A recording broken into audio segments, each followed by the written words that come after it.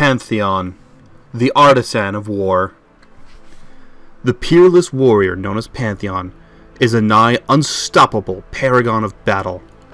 He was born among the Rakor, a warlike people living on the flanks of Mount Targon, and after climbing the mountain's treacherous peak and being deemed worthy, he was chosen to become the earthly incarnation of the celestial aspect of war. Imbued with inhuman power, he relentlessly seeks the enemies of Targon, leaving only corpses in his wake. Atreus was a proud young Rakoran named after one of the 4 stars that form the warrior constellation in the night sky, the constellation known to the Rakor as the Pantheon. While not the fastest or strongest of the young warriors of Mount Targon, nor the most skilled with the bow, spear, or blade, Atreus was determined, single-minded, and his endurance was legendary among his peers.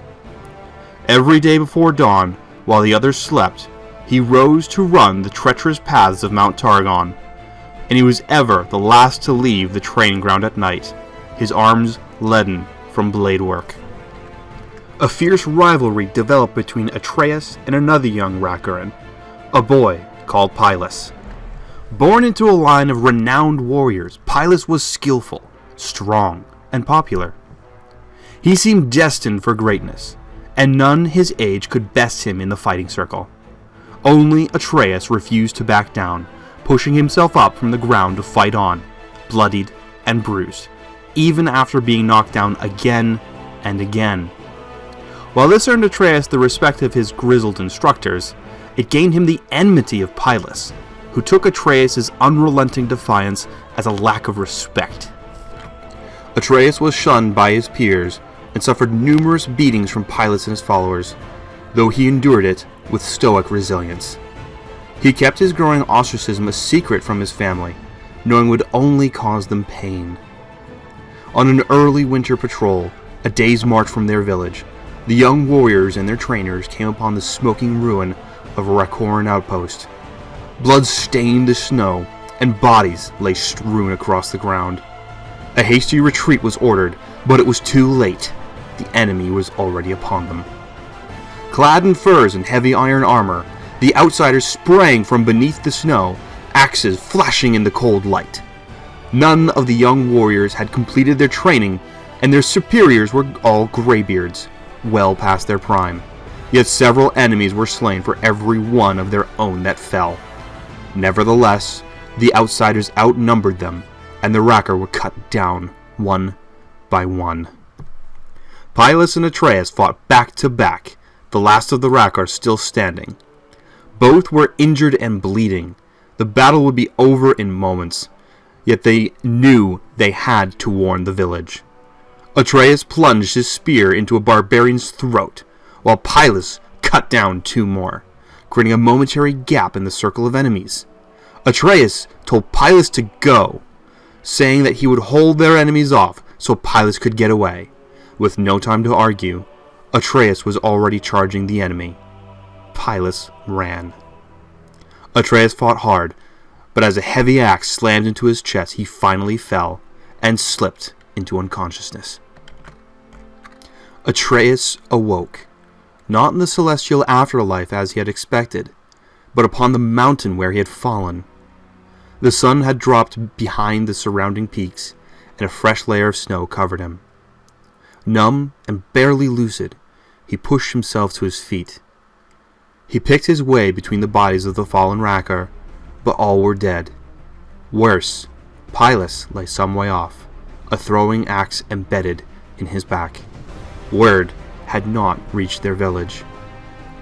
Half crawling, half stumbling to Pylus' side, Atreus found his one-time rival alive, but horribly wounded. Hefting the young warrior to his shoulders, Atreus began the long trek home. 3 days later, he stumbled to the outskirts of their village and finally allowed himself to collapse. He awoke to find Pylus watching over him, and his wounds stitched and bound. While Atreus was relieved to find that their village had not been attacked, he was also surprised to learn that neither the Rakor nor the Solari elders had sent out the Rahorak to find and kill the intruders, choosing instead to stay and defend against any possible attack. In the months that followed, Atreus and Pylus became close friends. All earlier antagonism forgotten, they threw themselves into their training with renewed vigor and purpose. All the while, Atreus' resentment toward the Solari Order grew. He felt the best way to protect the Rakor was to actively seek out and destroy the would-be enemies.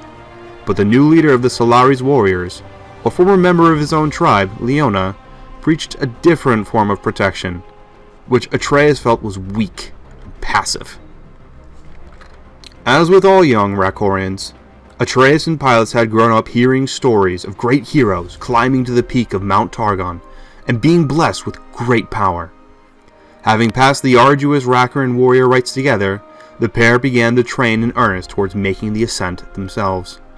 Atreus hoped to gain the power he would need to seek out and defeat the enemies of the Rakor himself, since it seems the Solari were not willing to do so. Only the strongest attempted the climb, and fewer than 1 in 1,000 even glimpsed the peak.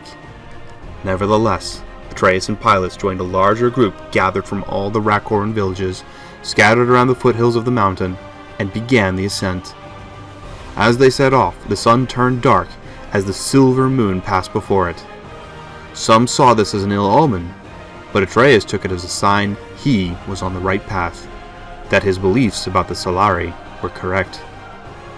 After weeks of climbing, the group was half its original size. Some had turned back, while others had been claimed by the mountain, having fallen into crevasses, been buried beneath avalanches, or frozen to death in the night. They were high above the cloud line, and the sky was filled with strange shifting lights and illusions. Still, they pressed on. The air grew steadily thinner, and the cold ever more bitter as the weeks turned into months. Several climbers stopped to catch their breath, never to move again, their flesh freezing to the mountain. Others, driven insane by the lack of air and exhaustion, threw themselves from the cliffs, falling like stones. One by one, the mountain claimed those who attempted to master it, until only Pylus and Atreus remained. Exhausted, frozen, and their minds addled, the pair made the final ascent to the summit, only to find nothing. They saw no fabled city at the peak, nor any sky warrior heroes waiting to embrace them, only ice, death, and rocks twisted into strange circular shapes. Pylus collapsed, the last of his strength finally giving out, and Atreus roared his frustration. Knowing Pylus had not the strength to make the descent, Atreus sat with him, cradling his head in his lap as he watched the life drain from his friend. Then, the heavens opened. The air shimmered like liquid, and a gateway opened before Atreus. Golden light spilled out, warming his face, and a city beyond the veil could be glimpsed. A place of inconceivable architecture and grandiose vision.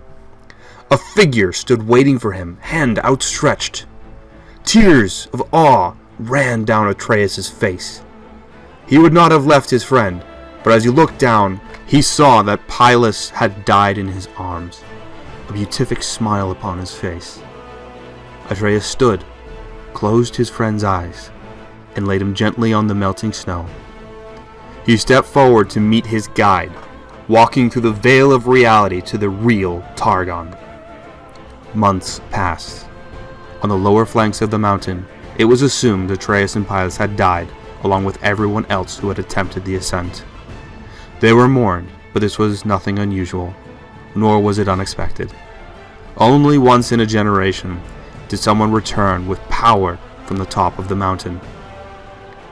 It was at this time that another raiding party of northern barbarians mysteriously appeared on the mountain, almost a year to the day since they had butchered those Rakorans at the outposts and Atreus' peers. They attacked a number of isolated villages, slaughtering and pillaging, before pushing on toward a Solari shrine high upon the mountain. The guards there were heavily outnumbered, yet they stood ready to die for the relics and the mystics within. As the enemy marauders closed in, An unnatural, keening wind descended, whipping the snow around in a growing fury.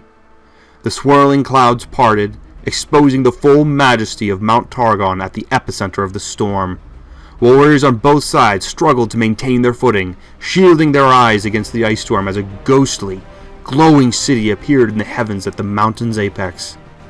The 4 stars of the Pantheon constellation pulsed brightly, then turned dark overhead. Simultaneously, the burning light of a falling star appeared within the ethereal city and streaked toward the ground. It screamed toward the temple, moving at astonishing speed, and the barbarians prayed to their heathen gods in quivering voices. The streaming light slammed down, striking the ground between the 2 forces with an earth-shattering impact. This was no star, but a warrior mantled in starlight, bearing a gleaming golden shield and spear of legend. He had landed in a warrior's crouch, one knee toward the ground, and as he looked up at the enemy defiling the lands of Mount Targon, the Rakaran saw it was Atreus. And yet not Atreus. The aspect of the warrior had infused him, and he was now both mortal and immortal, the incarnation of war made flesh. He was now an avatar of battle. He had become the Pantheon. He rose from his crouch, eyes blazing with celestial light, and the enemy knew death had come for them. The battle was over quickly. None could stand against Pantheon. The outsiders' blood ran from Pantheon's armor and weapon, leaving them pristine and gleaming with starlight.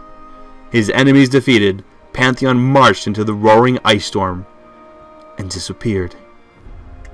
Atreus' family mourned their son and held a funeral for him. While they had suspected he was dead after he had not returned from the expedition, now his demise was confirmed. The Pantheon aspect had obliterated his personality, memories, and emotions. Atreus' flesh was nothing but a shell, inhabited by the supernatural aspect of war. His mortal soul had joined those of the ancestors in the celestial afterlife. Atreus was not the first appearance of Pantheon on Rude Terra. There have been others, and there will likely be more. They are not immortal, limited by the human flesh they inhabit, and can be killed, though it takes great effort to do so. Pantheon's latest appearance has been greatly debated by the elders of the Solari, for his arrival is both a blessing and a curse, as it often heralds a time of darkness yet to come.